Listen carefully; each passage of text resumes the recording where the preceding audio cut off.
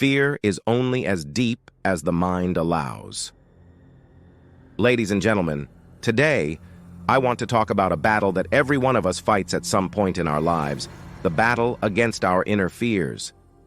These fears, often unseen and unspoken, have the power to paralyze us, to hold us back from achieving our true potential. But the good news is that we also possess the power to conquer them. Inner fears are the silent saboteurs within us, whispering doubts, amplifying anxieties, and breeding insecurities. They tell us we're not good enough, that we're destined to fail, or that we don't deserve success. These internal enemies can be more daunting than any external obstacle because they come from within, from our own minds. They know our weaknesses, our past failures, and our deepest insecurities, using them as weapons to keep us trapped in a cycle of self-doubt. But let us not forget that we also face external enemies. These are the societal pressures, the naysayers, the critics, and the adverse circumstances that seem to conspire against us. They can be formidable, casting shadows on our dreams and adding weight to our fears.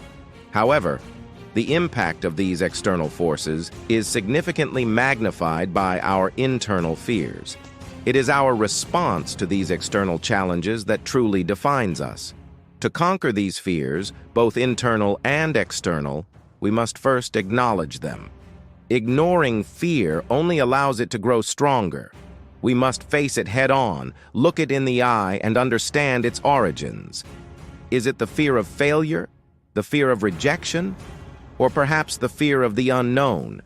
By identifying the root cause, we begin to strip fear of its power. Next, we must challenge our fears. Courage is not the absence of fear, but the mastery of it. This means taking deliberate actions that push us out of our comfort zones. It means setting goals that scare us a little but excite us a lot. It is in these moments of discomfort that we grow, that we learn, and that we begin to see fear for what it truly is. An illusion created by our minds to protect us from perceived danger. We must also surround ourselves with positive influences. Seek out mentors, friends, and communities that uplift and support us. These are our allies in the battle against fear. They provide encouragement when we falter, wisdom when we are confused, and strength when we feel weak.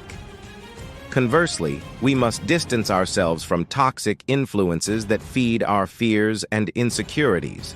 Protecting our mental environment is just as important as protecting our physical one. Moreover, we must cultivate resilience. Understand that setbacks and failures are not the end, but rather stepping stones on the path to success. Every great achiever has faced and overcome failure. They have learned to see failure not as a defeat, but as a valuable lesson. Resilience is the armor that protects us from being crippled by fear. It is the determination to get back up each time we fall. Lastly, believe in yourself. Self-belief is the foundation upon which courage is built. It is the unwavering conviction that we are capable, that we are deserving, and that we are destined for greatness. When we believe in ourselves, we send a powerful message to our fears, that they no longer have control over us.